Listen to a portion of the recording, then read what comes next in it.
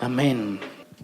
Vamos a disfrutar esta mañana de la porción de la palabra del pan que nuestro Dios pone en la mesa. Y vamos a poner este tiempo en las manos del Señor. Hoy nos urge, necesitamos que el Señor nos hable, toque nuestro corazón. Así que cierre sus ojos, lleve su mano a su corazón y diga al Espíritu Santo: enséñame, háblame. Solo tú sabes cómo hablarme, dónde tocar, qué hacer en mi vida, cómo llamar mi atención. Yo te pido, Señor, que me uses. Toma el control de mis emociones, de mis pensamientos. Haz como tú has querido y has planeado para nosotros en este día. Te lo pedimos. Amén. Vaya conmigo al libro de Efesios, capítulo 5. El Señor nos ha venido hablando domingo tras domingo, más o menos al cabo de 2 meses, si no estoy mal, o 1 mes y medio. Y ha venido hablándonos acerca de algo muy lindo para la casa. Es un mensaje que busca que usted y yo podamos madurar, crecer, establecernos. Hoy más que nunca puedo ver y entender que Dios quiere que seamos una casa con convicción. Que cada paso que demos, lo demos porque estamos seguros de lo que somos en Dios. De cuál es nuestra ruta, nuestro propósito, el fin de nuestras vidas. Y hemos estado viendo una palabra muy linda en Efesios. ¿Alguien recuerda el título? Hijos de luz. Y vamos a ir allí al capítulo 5 para retomar algo de lo que Dios viene hablándonos. De hecho, nos va a dar una perspectiva y hoy el Señor me confirmaba hacia una ruta nueva, pero que va a desprenderse de aquí. Vaya conmigo, verso 8. Libro de Efesios, dígame amén si ya lo tiene. Espéreme un poquito porque lo voy a ubicar aquí en la versión que me gusta leer. La del lenguaje sencillo, muy bien. No sé si ustedes han leído esa Biblia, es muy linda. Creo que solamente está en medio digital. Todo esto le hablo para que me tenga paciencia y yo llegue primero allá al texto. Veo la importancia que la usemos porque en ella vamos a entender de una manera un poco más sencilla, más fácil. Le dije que Efesios capítulo 5, verso 8. Dice el verso 8 en esta versión: no conocer a Dios es como vivir en oscuridad. Y antes ustedes vivían así, pues no lo conocían, pero ahora ya lo conocen y han pasado a la luz. Vivan entonces como corresponde a quienes conocen a Dios. Nuestra versión normal dice el verso 8: porque en otro tiempo erais tinieblas, mas ahora sois luz en el Señor. Andad como hijos de luz. El título del mensaje proviene de este texto, porque tiene que ver con que nosotros podamos manifestar en nuestro estilo de vida que conocemos y tenemos a Dios en el corazón. Nadie, amado, por más que no quiera, nadie que no haya tenido esa experiencia de conocer a Dios y permitir que Cristo habite en su corazón puede seguir siendo el mismo. Hemos hablado que mi vida era una antes de conocer a Dios y ahora que yo le conozco. El apóstol Pablo confronta a la iglesia de Éfeso porque veía que en las conductas de esa iglesia ellos no revelaban y no manifestaban que conocían a Dios. Es muy fácil decir yo soy cristiano, pero tan fácil que es deshacer ese concepto con nuestra forma de hablar, de pensar o de tratar a nuestro prójimo. Y de alguna manera yo entiendo que el apóstol Pablo está animando a una iglesia a que realmente sean genuinos, a que realmente su vida sea la garantía, sea el testimonio fiel de que nosotros portamos la presencia de Dios en nuestras vidas. Diga al que está a su lado: si tú tienes al Señor, tú tienes que manifestar lo que Él es en tu vida. A lo largo de la historia, la iglesia ha vivido esta incoherencia. Ha habido un cortocircuito en lo que decimos ser y en lo que hacemos. Pero Dios quiere que la iglesia de hoy en día, nosotros como casa, seamos una casa que manifieste su identidad en Dios. Que su estilo de vivir, más que palabras, sean los que prediquen. Fácilmente usted y yo podemos capacitarnos en un instituto y nos pueden enseñar a cómo dar un discurso para poder convencer a otros de acercarse a Dios. Pero incluso como Pedro y Pablo lo dice, amado, mire, incluso las esposas con un buen ejemplo pueden ganarse a sus esposos sin necesidad de mencionar una sola palabra. Porque si hay algo que convence el corazón de otros, es nuestro testimonio. Y quiero en esta mañana enfatizar en esto, porque es parte de lo que Dios también nos va a hablar sobre hijos de luz. Todo el que es producto de la obra de Cristo, todo aquel que ha sido renovado y redimido por Cristo en su perdón, tiene que ser diferente. Amén. Por eso el apóstol Pablo allí dice en el verso 9, porque el fruto del Espíritu es en toda bondad, justicia y verdad. Mi vida debe ser recta. Mi vida debe manifestar el carácter de Dios. Mi vida debe ser conforme a lo que la Escritura me enseña. Y al final mi vida debe ser confrontada. Yo realmente tengo que tener la conciencia y la capacidad de exponer mi vida frente a la palabra y decir, mi vida es coherente. Yo les estoy hablando en esta mañana de lo que representa la integridad de un hijo de Dios. Cuán reprochables somos, amados. Cuánta falta de integridad pueden ver los que nos rodean. Alguna vez el pastor Radamés nos enseñó algo y quiero traer a colación el ejemplo, porque alguna vez el Señor le dijo, bueno, yo quiero preguntarte, tú haces esta pregunta a ti mismo, ¿realmente tú eres cristiano?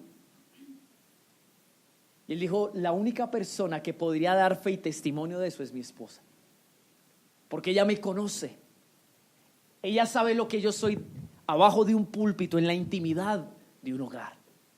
Ella sabe cómo yo resuelvo mis problemas, cómo reacciono frente a las adversidades, aun cuando hay alguien que me hace daño. Y yo quiero que en esta mañana juntos reflexionemos si nosotros somos personas, hijos de Dios íntegros en los lugares donde desarrollamos nuestra vida diaria. ¿Qué dirían nuestros hijos, padres? ¿Qué dirían nuestros hermanos? Nuestros esposos, nuestras esposas, nuestras familias. Nuestra vida es coherente al discurso o al nombre, rótulo que llevamos como cristianos. El apóstol Pablo quiere y busca confrontar a esta iglesia, porque finalmente no somos cristianos por asistir un domingo a una iglesia. Aquí puede venir cualquiera, pero Dios, que conoce el corazón, sabe quién se presenta delante de él. Dígale al que está a su lado, el estar aquí no define lo que tú y yo somos. Usted no me puede calificar solamente porque me ve con este micrófono cada 8 días abriendo la Biblia y predicando. Amado, a mí no me define lo que yo hago, me define lo que yo soy. Y eso me invita a revisar la condición de mi corazón. Lo que hay aquí, lo que yo expreso, lo que yo hablo, cómo decido en la vida. Por eso Dios quiere que nosotros como casa seamos realmente hijos de luz. Porque el apóstol Pablo asocia la luz en este tema. Porque si yo apago las luces ahora, usted no va a ver nada, ¿verdad? Las luces es algo que se nota. Y así debe ser la vida de un cristiano. Debe notarse, amado. Debe manifestarse. Dios me enseñó algo en el medio en el que yo me desenvuelvo. Y me desafió en algo. Yo de niño estudié evangelismo explosivo. De pronto, si echo un poquito a recordar, puedo traer a memoria cómo poder acercarme a alguien y predicarle. Hay métodos.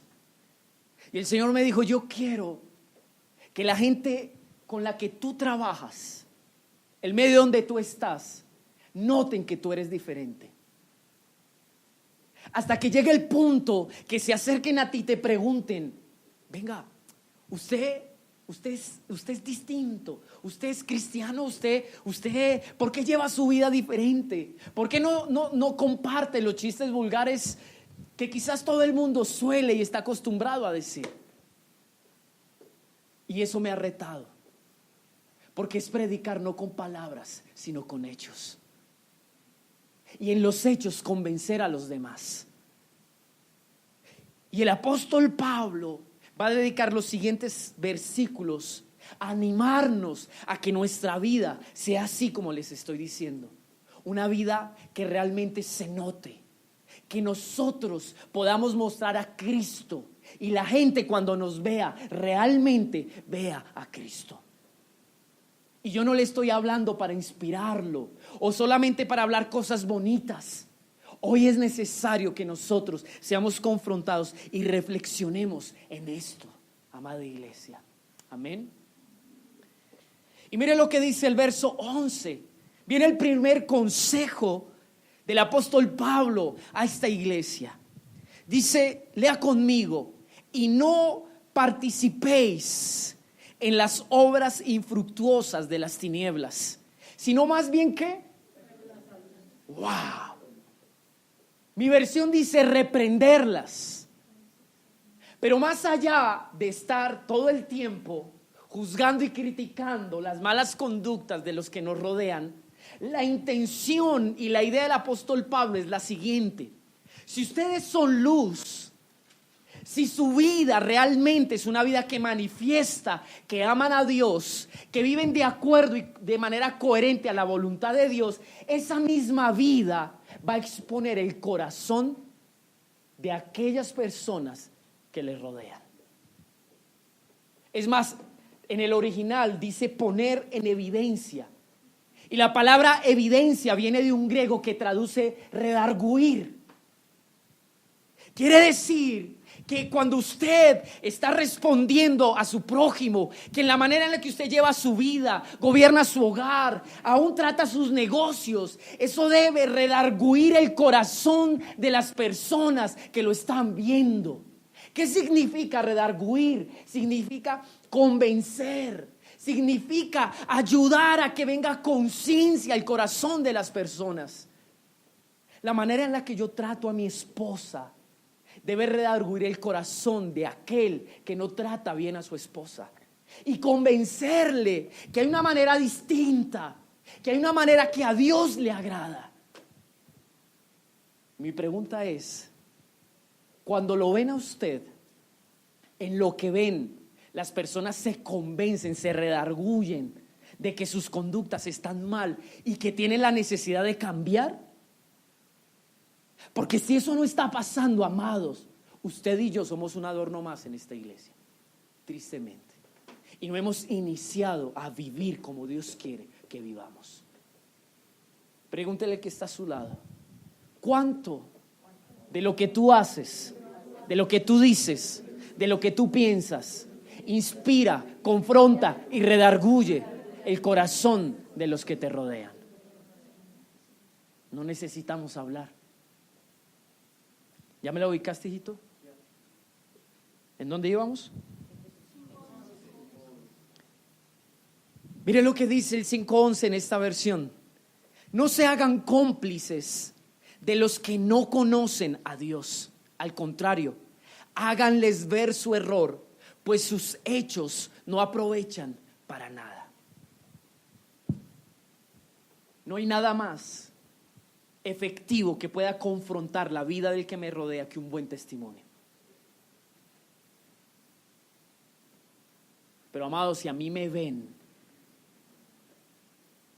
que yo actúo de la misma manera que este mundo, entonces ¿cómo realmente mi vida va a impactar a otros?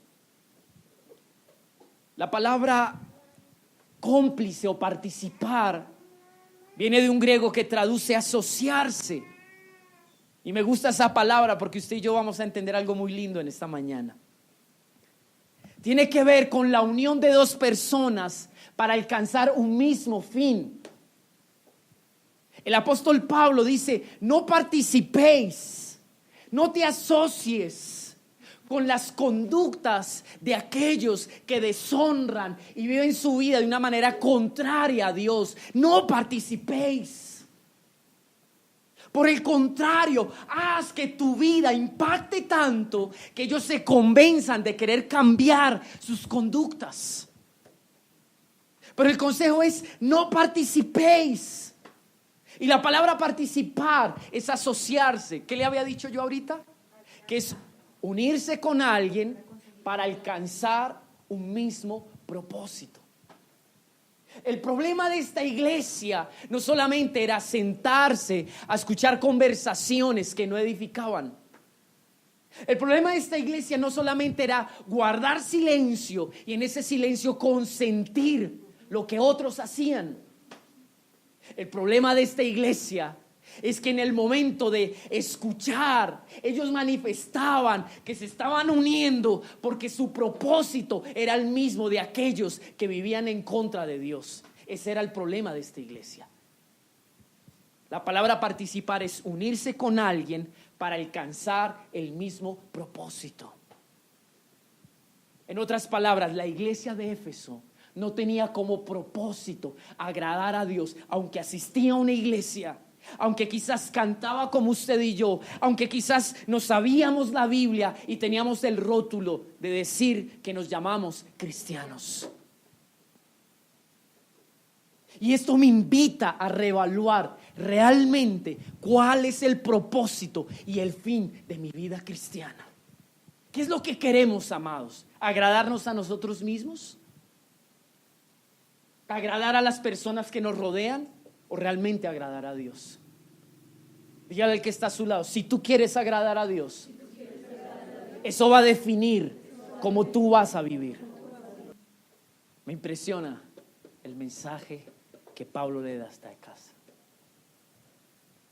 Porque nuestra motivación número uno cada mañana cuando nos despertamos y salimos de esa cama, a hacer nuestros quehaceres, a llevar nuestra vida cotidiana, debe ser solo una: querer agradar a Dios. ¿Saben cuál era el problema, amados? Que cada vez que esta iglesia se sentaba a escuchar lo que no tenía que escuchar, alimentaba más y más los deseos de su corazón. Si ustedes ven cómo termina esta iglesia, esta iglesia termina mal. Pero mire algo muy lindo, quiero leerlo en la Nueva Traducción Viviente. ¿Alguien la tiene? Lea el verso 12 y 13 mientras que lo ubico. Dios no nos puso al lado de las personas para consentir y ser cómplice de lo que ellos hacen. Dios te puso a ti ahí al lado de esas personas para que tu vida redarguya el corazón de ellos. Yo veo la historia de Jesús. Cuando Jesús se acerca a Zaqueo, cuando lo ve montado en ese sicomoro, en ese árbol, ese se baja, se encuentra con Jesús. Jesús no empieza a hablar cuando ya Zaqueo dice: mira, ¿sabes qué? Todo lo que yo le he robado a mi prójimo lo voy a devolver. ¿Qué hizo que este hombre se sintiera redarguido? ¿Qué hizo que este hombre expusiera su corazón? ¿Qué hizo que este hombre tuviera un deseo de cambiar, de resarcir, de corregir su vida? La misma presencia de Cristo. Nosotros a veces intentamos con nuestro discurso corregir a los demás, amado, pero usted y yo no cambiamos ni al más bueno. No tenemos capacidad de influenciar en los demás. Es más fácil, amado, que a nosotros nos influencien y nos cambien que nosotros cambiar a los demás. Y eso es triste, porque eso deja ver cuánta presencia de Dios tú tienes en tu vida. Dígale al que está a su lado: yo hago esto para ayudarnos a comprender. Dígale al que está a su lado: la presencia de Dios en tu vida es la que produce que tu entorno cambie. Pero ahora dígale lo siguiente: si tu entorno no ha cambiado, tú sabes la respuesta. ¿Por qué? Porque hay ausencia de la presencia y de la llenura de Dios en nuestras vidas. Eso es una realidad, amados. Hemos querido cambiar a punta de oraciones, a punta de cosas ocurrentes, las circunstancias, pero no nos damos cuenta que la luz tiene que brillar. Al final vamos a leer eso. Un día Jesús dijo, miren, amados, la sal cuando no sirve hay que botarla, porque la sal sazona, y está hablando de la capacidad de influenciar la vida de otros que nosotros tenemos al tener a Cristo. Él dice, una antorcha no se mete debajo de una cama. Eso es algo absurdo. Se expone como una ciudad que está en una colina. Así debe de verse para que todos corran a ella.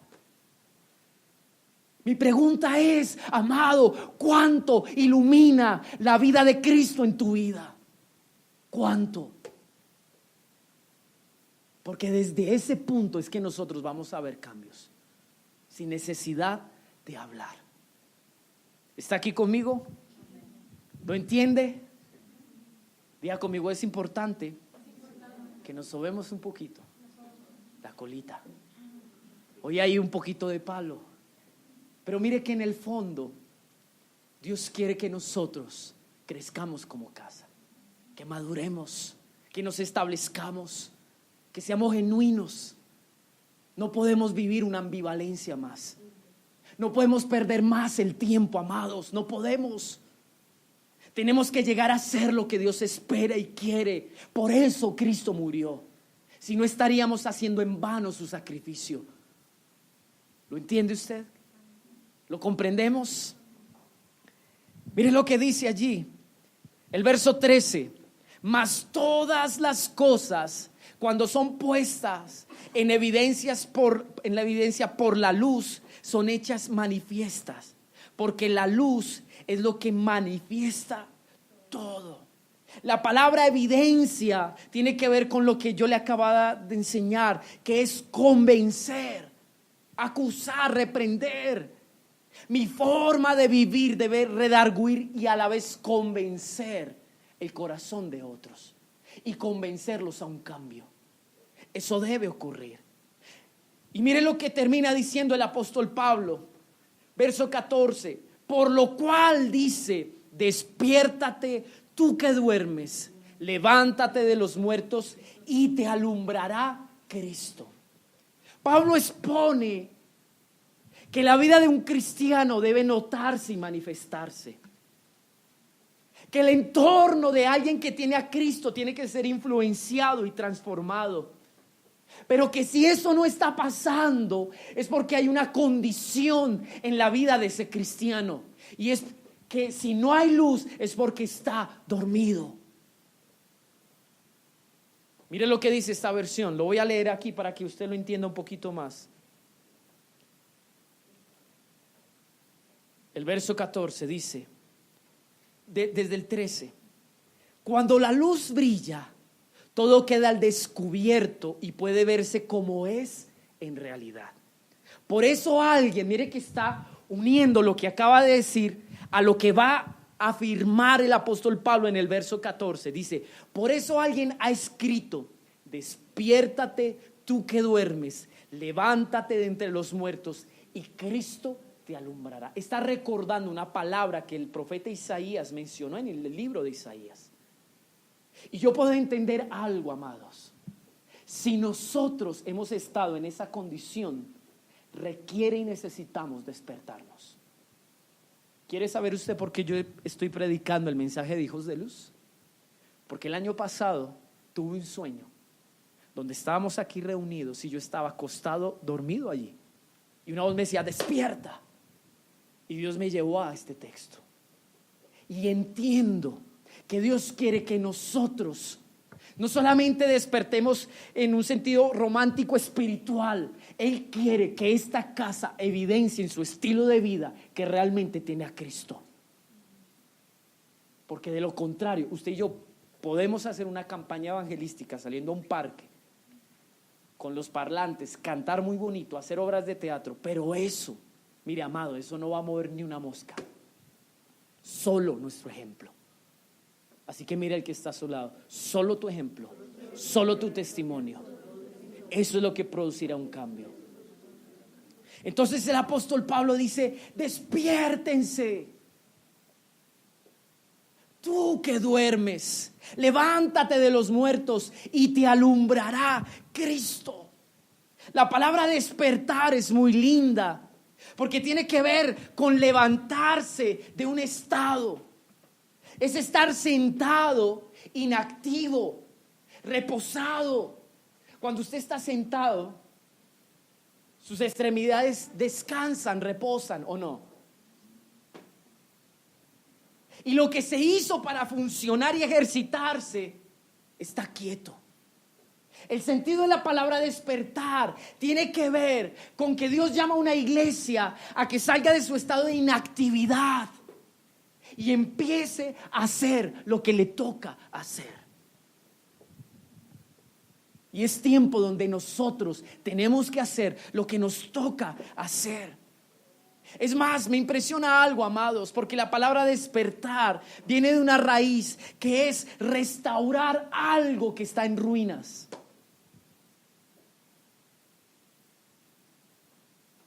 Quizás muchos de nosotros hoy podemos decir: yo pude ser alguien en Dios, pero por culpa de una mala decisión o una conducta impropia, eso jamás llegó a ser una realidad. Usted quizás mira su hogar hoy y dice: Señor, no es lo que tú dijiste, no es lo que tú querías. Y quizás por las malas decisiones nuestras familias están en ruinas. Pero tú y yo decidimos si nos quedamos inactivos, pasivos en esa condición y en esa realidad. Por eso Dios nos dice: despierta, haz lo que tienes que hacer. Me impacta que lo siguiente que dice es: despiértate, tú que duermes. ¿No le parece que eso es algo como redundante? Se supone que alguien que está dormido toca despertarlo, ¿o no? Pero la palabra dormir me impacta, porque viene de un griego que traduce insensibilidad espiritual. Porque no solamente me muestra una realidad, sino me muestra la actitud que tenía esa iglesia. La palabra dormir tiene que ver como cuando usted y yo, no sé cuántos de aquí duermen así profundos que caen casi que en coma, que le pueden hablar al lado, poner música, mover lo que sea y ni se dan por entendido. El apóstol Pablo dice: no solamente están mal, inactivos, no solamente están allí acomodados en su ruina, le suma una actitud del corazón de ellos. Dicen: es un pueblo indiferente, que no percibe lo de Dios, que quizás Dios les habla, pero se preguntan: Señor, ¿cuándo me vas a hablar? Y Dios quiere sacarnos de esta actitud. Mira al que está solo y dígale: dos cosas Dios quiere en este tiempo: que salgas de tu estado y dejes tu actitud. Eso nos ha limitado y nos ha impedido brillar como Dios quiere que brillemos. Pero ahí está el meollo del asunto, amados. Somos indiferentes. Hemos dejado que el corazón se enfríe. Ya no nos importa si oramos o no oramos. Quizás ha perdido valor que Dios nos guíe, que Dios nos hable, o que Dios nos trate o haga una obra en el corazón. Esa indiferencia tiene que acabarse de nuestras vidas. Amados, nosotros somos insensibles y somos indiferentes frente a Dios. Yo podría decir: Señor, ¿por qué tú le hablas a fulanito de tal? ¿Cómo le permites llevar una relación contigo tan bonita, tan estrecha, tan cercana? Pero al final eso es un argumento, porque a mí también Dios me ofrece esa libertad y esa plenitud en su presencia. Alguien dice: Dios no tiene favoritos, pero sí tiene íntimos, gente que realmente ha decidido acercarse a Él y han querido tener una relación estrecha con Él.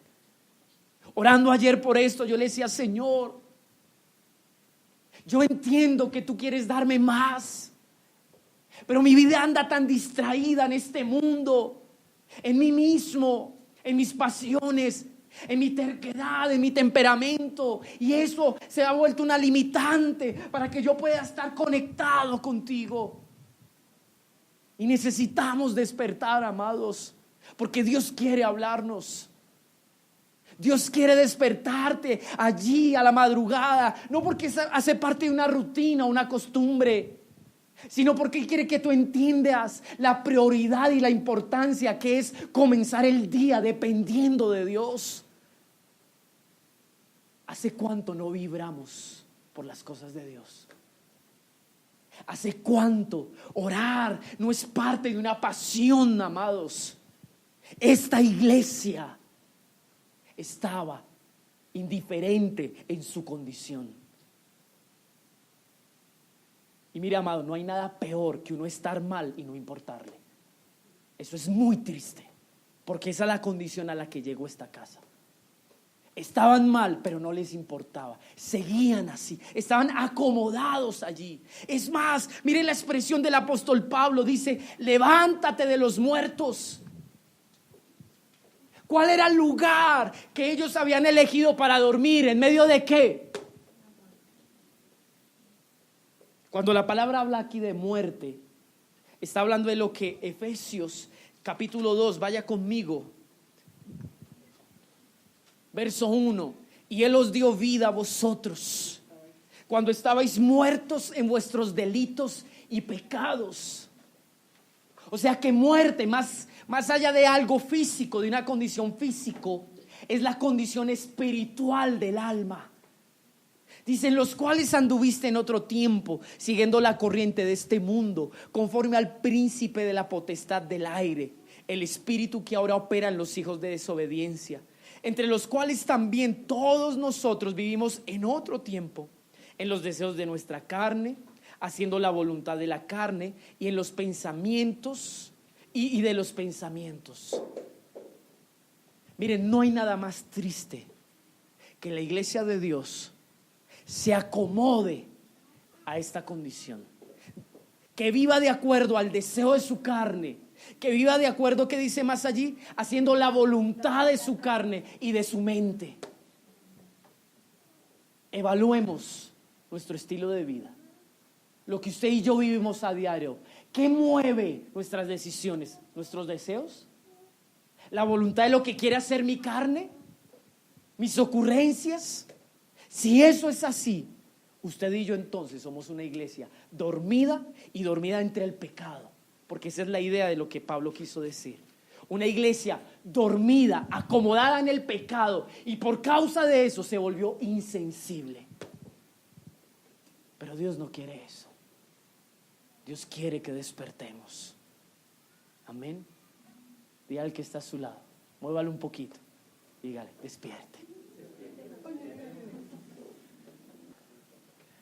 Vaya conmigo al libro de Mateo.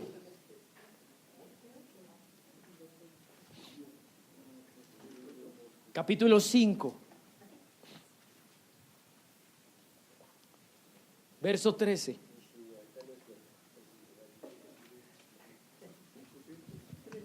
Mateo capítulo 5, versículo 13. Dice: vosotros sois la sal de la tierra. Pero si la sal se desvaneciere, ¿con qué será salada?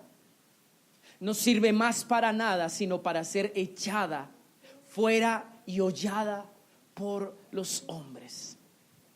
La sal tiene una característica muy linda, amados, y es preservar. Uno sala la comida para preservarla, para guardarla. De alguna manera, el Señor nos hace entender que nuestro testimonio, que nuestro estilo de vida aún puede llegar a preservar la vida de aquellos que nos rodean. Pero tristemente dice: pero si la sal se desvanece, entonces no servirá más. ¿Qué cosas han desvanecido tu vida espiritual? ¿Qué áreas en tu vida se han desvanecido? ¿Qué pecado, qué conducta, qué área de tu carácter y tu temperamento ha hecho que tú pierdas la utilidad que Dios te dio en su propósito, en el reino?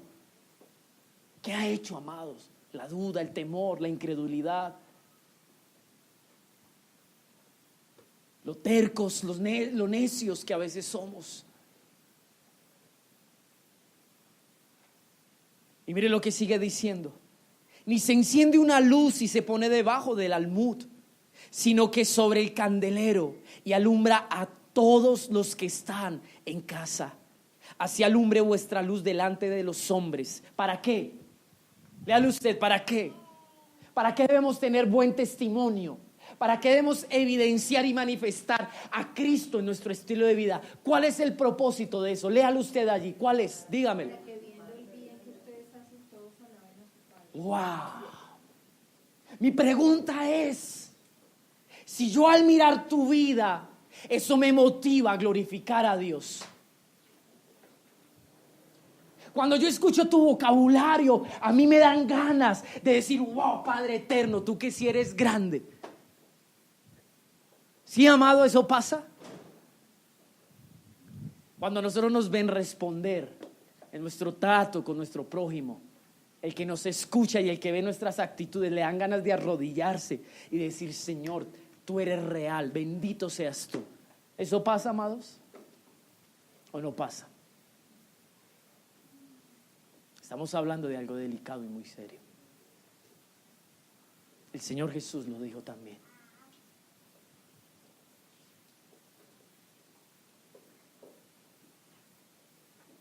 Mire lo que dice Lucas 11. Vaya conmigo, Lucas 11.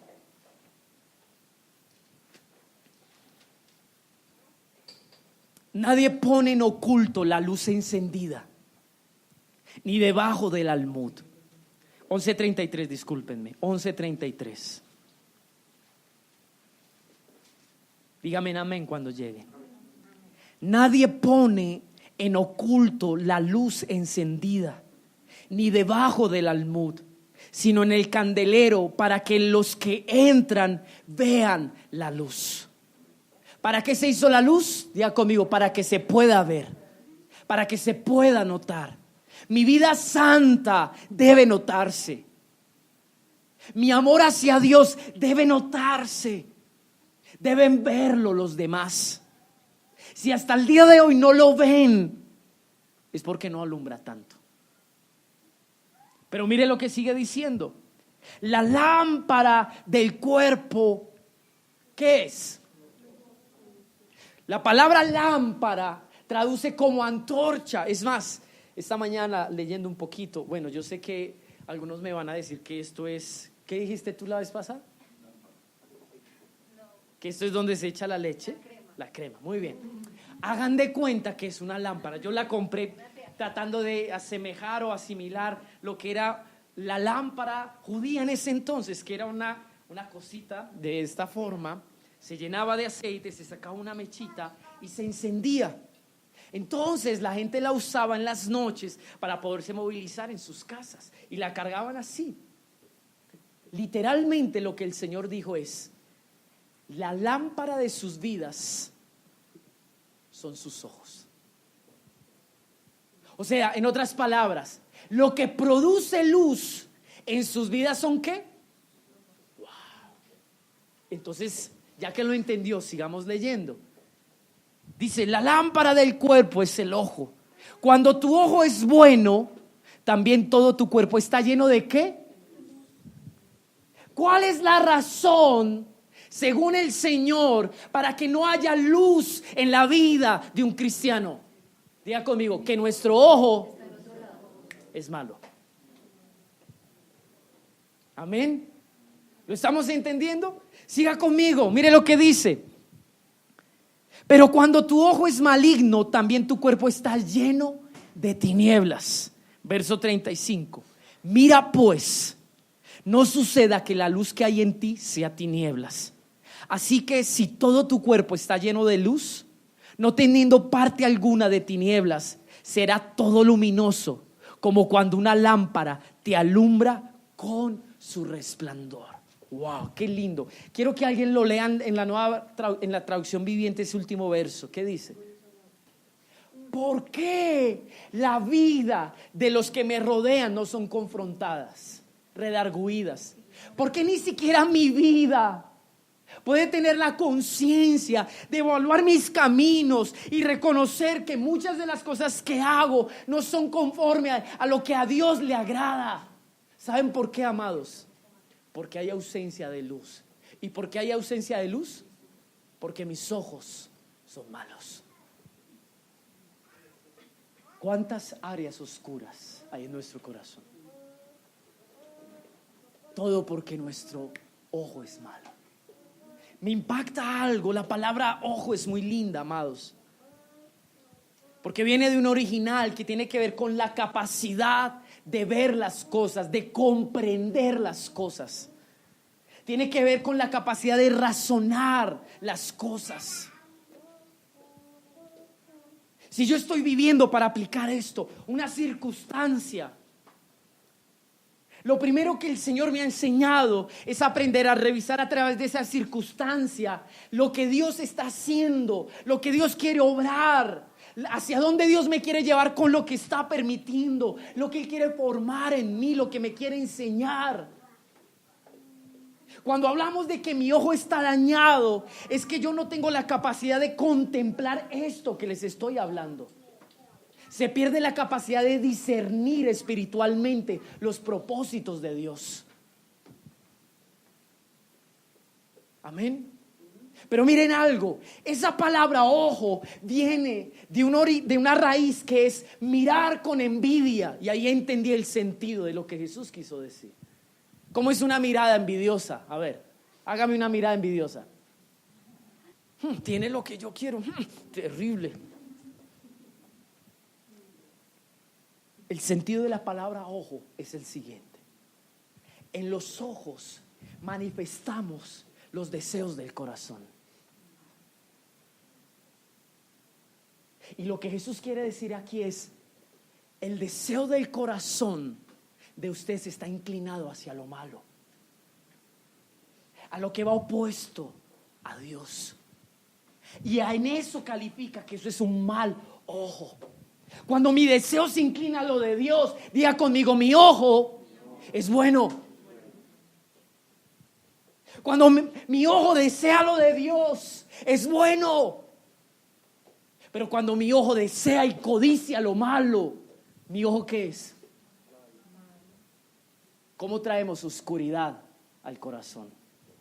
Cuando nosotros, en nuestro deseo, nos inclinamos a todo lo que es opuesto a Dios.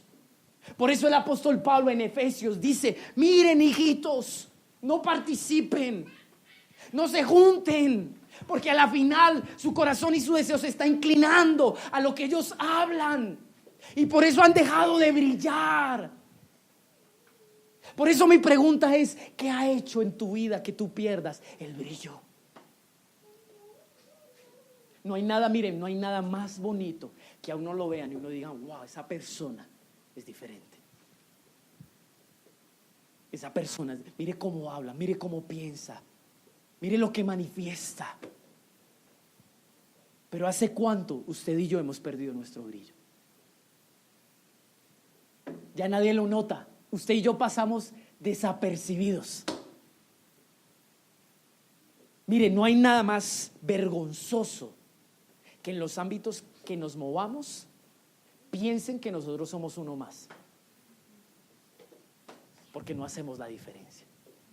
Amado, ¿su vida realmente marca la diferencia o no? O si nos preguntara: ¿usted es de verdad que es cristiano?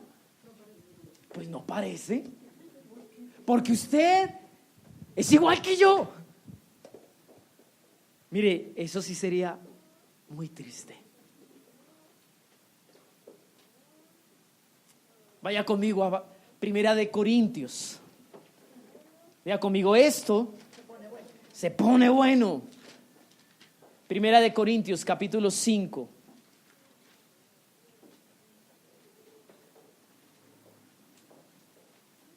Ya le digo el texto, Primera de Corintios, capítulo 5, verso 9. El apóstol Pablo le habla a la iglesia en Corinto. Primera de Corintios, capítulo 5, versículo 9. Mire lo que les dice, voy a leerlo en la Biblia, lenguaje sencillo. En la carta que les escribí antes, les ordené que no tuvieran nada que ver con las personas que tienen relaciones sexuales prohibidas. No quise decir que se apartaran totalmente de ellas, pues para no juntarse con esas personas, así ustedes tendrían que salir de este mundo. No podrían apartarse totalmente de los que siempre desean más de lo que tienen, ni de los ladrones, ni de los que adoran a ídolos, ni de los borrachos o de los que hablan mal de los demás. Eso es imposible, ¿verdad? Pero miren lo que sí dice, mire algo. Lo que quise decir fue que no deben tener amistad con los que dicen que son cristianos, pero en realidad son unos malvados.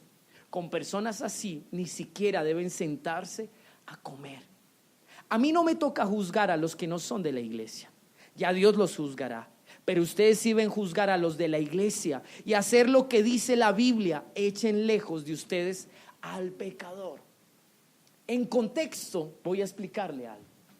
Pablo no está incitando a la iglesia a hacer acepción de personas, ni a rechazar a aquellos que están en conductas de pecado. No. Pablo quiere que la iglesia encuentre el límite hasta dónde puede llegar para no poner en riesgo y exponer su santidad. Eso es lo que Pablo está queriendo decir. Se lo voy a explicar. Si usted tiene un problema de adicción, sea la que sea, el consejo que a uno le dan en ese contexto es que uno debe cuidarse y limitarse hasta donde uno puede llegar, sabiendo que uno se conoce o no. Si hay alguien que tiene un problema con la bebida, no va y se toma una Pony Malta en un bar, ¿o sí? ¿Cierto que no? Si hay alguien que tiene un problema con el juego, no va a leer la Biblia a un casino, ¿o sí? ¿Verdad que no? La intención del apóstol Pablo, más que rechazar a alguien, es: tengan cuidado de hasta dónde ustedes pueden llegar para no poner en riesgo o exponer su integridad espiritual. Porque el problema de Éfeso era ese. No era rechazar a un grupo de personas. Es que en el momento en el que los cristianos de esa iglesia se sentaban a participar de la vida y de las conductas de pecado de los otros, ahí empezaban a dejarse seducir, a dejarse llevar. Eso es lo que el apóstol Pablo dice. Es más, quiero que veamos un texto. Mire lo que dice Segunda de Tesalonicenses, para que usted vea que Pablo no era tan malo. Segunda de Tesalonicenses,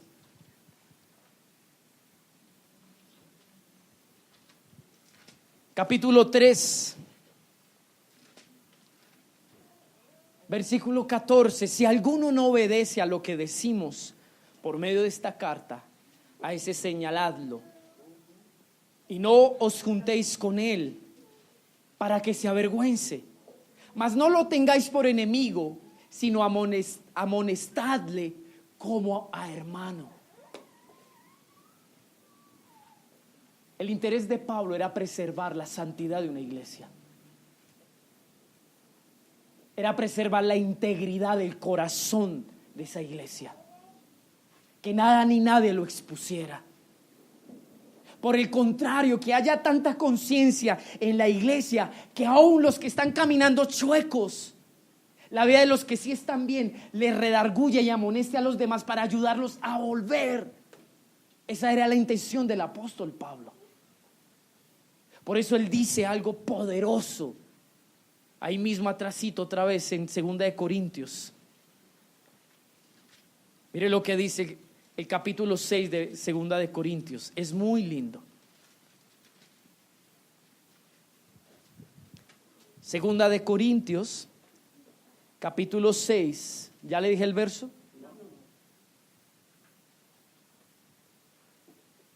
Verso 14. Creo que es un texto que hemos escuchado. Dice, no os unáis, ¿en qué? En yugo desigual con los incrédulos.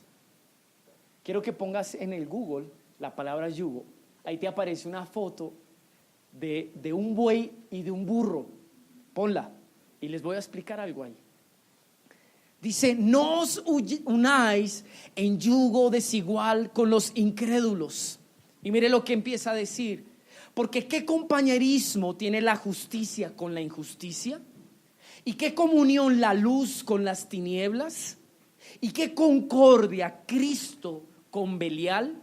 ¿O qué parte hay entre el templo de Dios y los ídolos? Porque vosotros sois templo del Dios viviente, como Dios dijo, habitaré y andaré entre ellos, y seré su Dios, y ellos serán mi pueblo. Dice, por lo cual salid de en medio de ellos y apartaos, dice el Señor, y no toquéis lo inmundo, y yo os recibiré. Y seré para vosotros por padre, y vosotros me seréis hijos e hijas, dice el Señor Todopoderoso. 7:1 dice, así que amados, puesto que tenemos tales promesas, limpiémonos de toda contaminación de carne y de espíritu, perfeccionando la santidad en el temor de Dios. El propósito, la intención del apóstol Pablo siempre fue uno: que se preservara la santidad de la iglesia, que nada pudiera romper mi comunión con Dios. Por eso usa la figura del yugo. El yugo es un elemento de madera que unía dos bueyes, como esto, pero no es la que yo quería. Pero bueno, esta es la que yo quería. La palabra unirse es la misma que usa en Efesios, de participar, es la misma. Es más, miren esta versión, la Biblia lenguaje sencillo, dice, no participen en nada de lo que hacen los que no son seguidores de Cristo. ¿Se acuerdan lo que significaba la palabra participar? Unirse a alguien o aliarse con alguien por un mismo propósito. Si el propósito mío es agradar a Dios y del que está a mi lado no es agradar a Dios, va a haber un problema. Y es este problema. El Señor dio una ley en Levítico, no la lean, perdón, en Deuteronomio 22:10 dice que uno no puede poner a ayuntar a un buey y a otro animal distinto. Tienen que ser dos bueyes. ¿Saben por qué, amados? Porque el paso y la fuerza de estos dos animales son distintas. Aún la estatura. Es más, mire que el yugo en el buey le cae precisamente en la cerviz. Aquí a este le cae casi en las orejas. ¿Saben qué entiendo, amados? Viendo una alegoría acerca de esto. Si usted pone a arar estos dos animales, la tarea que están llevando va a quedar mal hecha. El surco que están abriendo va a quedar mal hecho. Es más, por naturaleza ellos son distintos. La forma en la que se adiestra un buey no es la misma manera en la que se adiestra un burro. Y voy a explicarle algo poderoso. La palabra yugo es una palabra muy linda porque viene de un original que significa instruir diferentemente o de manera distinta. La palabra yugo traduce así. ¿Qué es lo que el apóstol Pablo le está diciendo a la iglesia? Ustedes han sido levantados, instruidos de una manera muy distinta como el mundo ha sido levantado e instruido. Entonces difícilmente unirlo del mundo y unirlo de Dios va a hacer que nosotros lleguemos a cumplir el propósito por el cual Dios nos llamó. Amados, yo no le voy a hablar de personas. No le voy a hablar de personas. Voy a hablarle de aquellas cosas en su vida que usted tiene de Dios, pero también aquellas cosas en su vida que van en contra de Dios. Unir o querer vivir para Dios en esa ambivalencia es imposible. Porque todo lo que Dios produce lo hace en un buen ejercicio de formación, de instrucción, de crecimiento, de madurez. Es más, la palabra yugo viene de una raíz que es maestro o padre de familia. ¿Cuántos padres hay aquí? Levanten su mano. Hay 1, 2, padres, papás, figura masculina. 1, 2, 3, 4. Yo creo que la manera en la que Hans crió a Nicolás y a Julián no es la misma manera en la que don Víctor crió a Juliana y a Francisco. ¿Verdad que sí o no? Eso es algo natural. Y lo que Pablo quiere decir aquí es eso. Lo de Dios le ha dado una forma, lo ha modelado en tu vida, lo ha levantado de una manera personal, de acuerdo a lo que Él es. Pero el mundo forma de otra manera distinta. Y cuando tú y yo queremos juntar esas dos cosas y caminar para Dios, mira, amado, todo nos queda mal hecho. Es lo que Él está diciendo allí. Por eso me impacta que una de las palabras sea, ¿qué dice? ¿Y qué comunión tiene la luz con las tinieblas? ¿Qué comunión tiene querer vivir para Dios? Manifestar en mi estilo de vida eso, pero a la vez yo querer vivir de acuerdo a mis pasiones, a mis pensamientos, a la voluntad de mi carne. Dígame si eso se puede. Eso es algo difícil, imposible, porque una de las dos naturalezas va a verse afectada. Una de las dos, amados.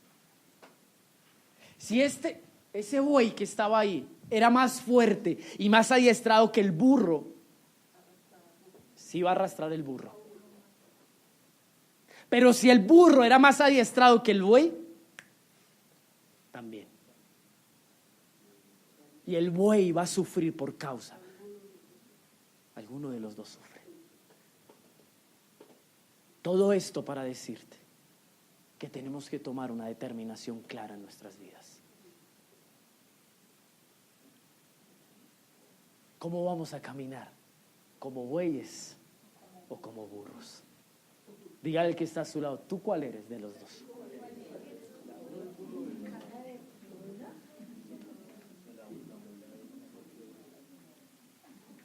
Dígale, no hagas más burradas. Vaya conmigo a Efesios. Vamos a terminar en Efesios.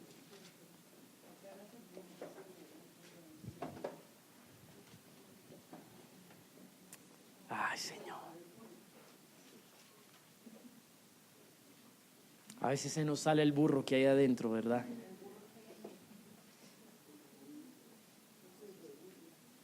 Que quiere hacer su propia voluntad, ¿no? Si hay un burro cuando no está adiestrado, es un animal muy terco y obstinado.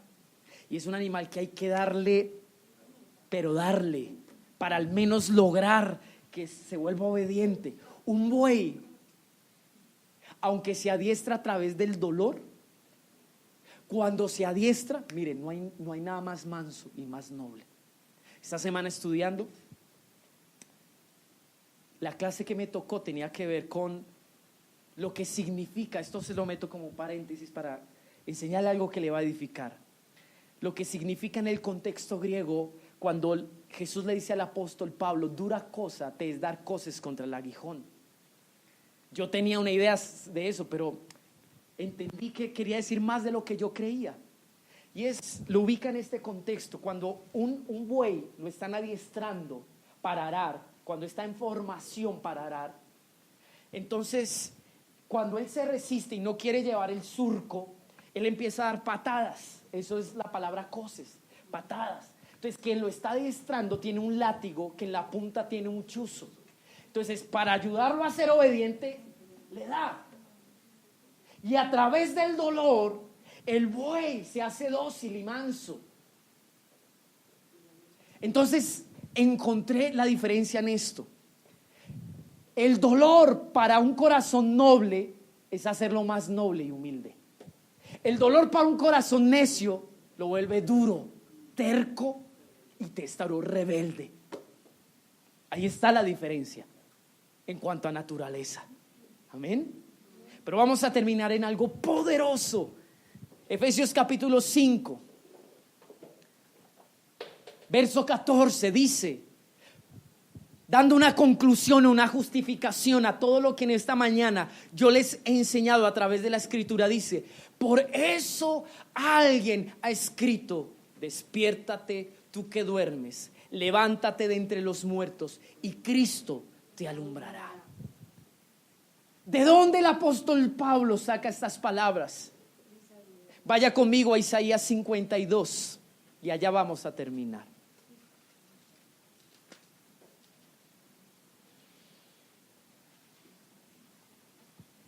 Es muy lindo esa palabra.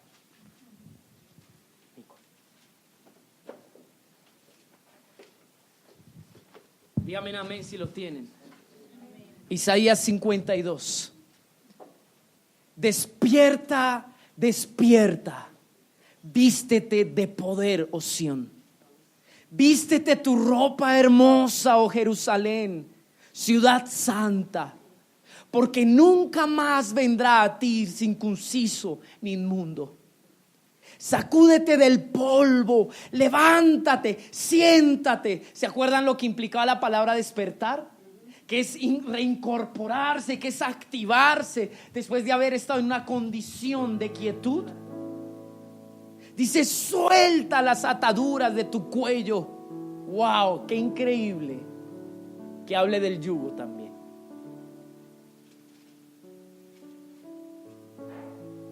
Porque si hay algo que decir, amados, es que muchos de nosotros estamos unidos a cosas que nos han apartado de Dios. Porque así dice Jehová, verso 3: de balde fuisteis vestidos, por tanto sin dinero seréis rescatados. Porque así dijo Jehová el Señor: mi pueblo descendió a Egipto en tiempo pasado para morar allá, y el asirio lo cautivó sin razón. Y ahora, ¿qué hago aquí? Dice Jehová, ya que mi pueblo es llevado injustamente, y los que en él se enseñorean lo hacen aullar, dice Jehová, y continuamente es blasfemado mi nombre todo el día. Por tanto mi pueblo sabrá mi nombre por esta causa en aquel día, porque yo mismo que hablo, he aquí estaré presente. Cuán hermosos son sobre los montes los pies del que trae alegres nuevas, del que anuncia la paz, del que trae nuevas del bien, del que publica salvación, del que dice a Sión: tu Dios reina. Voz de tus atalayas alzarán la voz, juntamente darán voces de júbilo, porque ojo a ojo verán que Jehová vuelve a traer a Sión. Canta alabanzas, alegraos juntamente, soledades de Jerusalén, porque Jehová ha consolado a su pueblo. A Jerusalén ha redimido. Jehová desnudó su santo brazo ante los ojos de todas las naciones, y de todos los confines de la tierra verán la salvación del Dios nuestro. Y aquí está el verso que nos importa: apartaos, apartaos, salid de allí, no toquéis cosa inmunda, salid en medio de ella, purificaos los que lleváis los utensilios de Jehová, porque no saldréis apresurados ni iréis huyendo, porque Jehová irá delante de vosotros y os congregará el Dios de Israel. Póngase en pie en esta mañana. El apóstol Pablo usa esta palabra de Isaías 52. Esta palabra fue profetizada para que un pueblo, después de que pasaran los 70 años del cautiverio en Babilonia, fueran llamados a salir de esa condición de cautividad.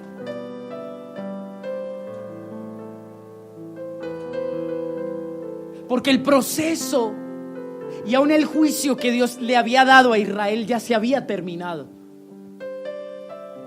Y Dios deja esta escritura para que en ese momento se les hablaran a ese pueblo y les dijeran: despierten,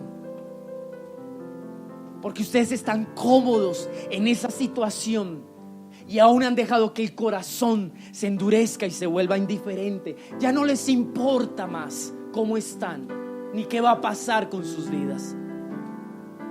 Y les dice: despiértense, vístanse de poder, sacúdanse el polvo. Ya no quiero que estén más así. Porque la buena noticia es que Dios les ha dado libertad, los ha redimido, los ha perdonado. Ya terminó este tiempo de juicio. Ya no quiere verlos así. Quiere hacer que ustedes retornen a sus lugares, sean restaurados. Pero al final dice, o nos indica o nos revela, que todo radicaba en la decisión de ellos. Al final les dice: apártense de ese lugar donde están, salgan de allí, vayan. Los que portaban la presencia de Dios, santifíquense y vuelvan a ser lo que un día fueron en Dios. Y mi llamado en esta mañana para ti es este, amada iglesia. Dios quiere sacarte de la condición en la cual tú has pasado quizás por años, en la cual has permitido que tu corazón se endurezca y se vuelva indiferente. Dios nos dice: despierta, iglesia, despierta. Porque tu vida debe mostrar o manifestar que eres distinto. No puedes ser uno más del montón. Lo que tú tienes, que es a Cristo, no es similar o no tiene nada de común con el mundo. Nada, amados. Y hoy Dios nos confronta, pero nos desafía, nos anima a tomar una decisión radical. ¿De parte de quién estamos, amados? ¿Cuál es el fin y el propósito de tu vida? Si es agradar a Dios, entonces vive coherente a eso. Señor, y en esta mañana, comprendiendo tu palabra, reconocemos que muchos de nosotros, solo tú lo sabes, hemos vivido con nuestro corazón dividido. Quizás hemos dejado que la luz que un día brilló se apacigüe, se apague. El pecado, las pasiones de nuestra carne, nuestros pensamientos lo han hecho, Dios. Pero tú no nos salvaste para meternos, Señor, en lo oculto, sino para ponernos en alto y decir: miren lo que yo hice en la vida de este.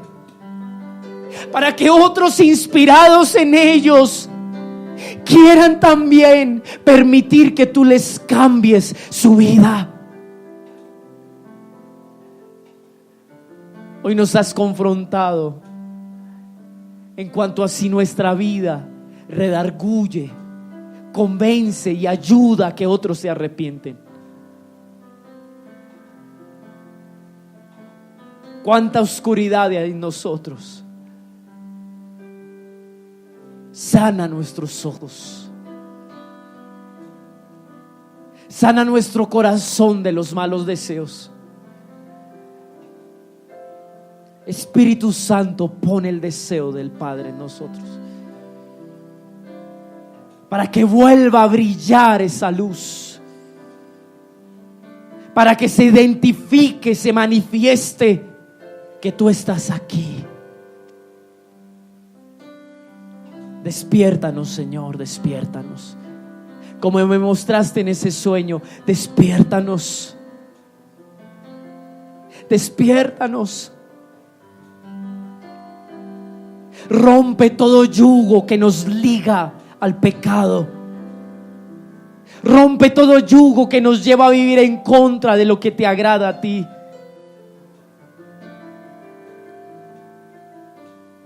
Porque somos templo. Ya no habitas en lugares físicos de piedra, oh Dios. Habitas en nosotros y tú eres celoso, Señor. Y todo el que porte tu presencia debe consagrarse, apartarse, vivir solamente para ti. Perdónanos por ser ambivalentes, por decir que somos, pero en nuestro hacerme, Señor, desmentirlo. establece tu casa conforme a esta palabra que nos has dado, Señor. Ayúdanos, Señor. Ayúdanos. Ayúdanos, Jesús. Ayúdanos, Jesús. Dile conmigo: Señor, pudre el yugo en mí. Porque aún de antemano tú preparaste este día y el mensaje, porque sabías que no solamente era para ellos, sino para todos los que estamos presentes en este día. Y a todos nos llamas, nos convidas, nos confrontas. Despertemos, es lo que nos dices. Miremos con diligencia la forma en la que andamos, dice tu palabra, no como necios, sino como gente sabia, entendida.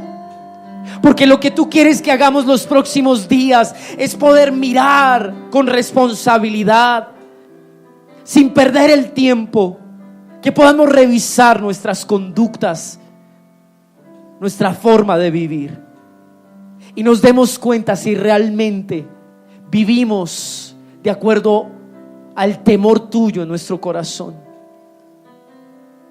Porque tú dices, son días malos y hay que aprovechar bien el tiempo. Por eso no podemos ser insensatos, sino entendidos. No queremos ser como las 5 vírgenes insensatas que perdieron su brillo, que no invirtieron en traer luz a su vida. Y cuando llegó tu tiempo, Dios, quedaron por fuera de lo que tú querías. Ayúdanos a velar, a procurar la luz en nosotros. Disipa nuestras tinieblas. Dile conmigo: Jesús, disipa las tinieblas que hay en mí. Que tu luz alumbre todo rincón de oscuridad que hay en mí. Que tu luz exponga mi vida en totalidad, la confronte, la redarguya. Que tu luz me mueva a un cambio, un arrepentimiento. Dile: te lo pido, por favor. Te lo pedimos, Señor. Gracias por tu palabra. Gracias por hablarnos. Gracias, Señor, por la misericordia que hoy nos extiendes. Porque todo lo que nos hablas es por amor. Porque nos corriges, porque quieres lo mejor para nosotros.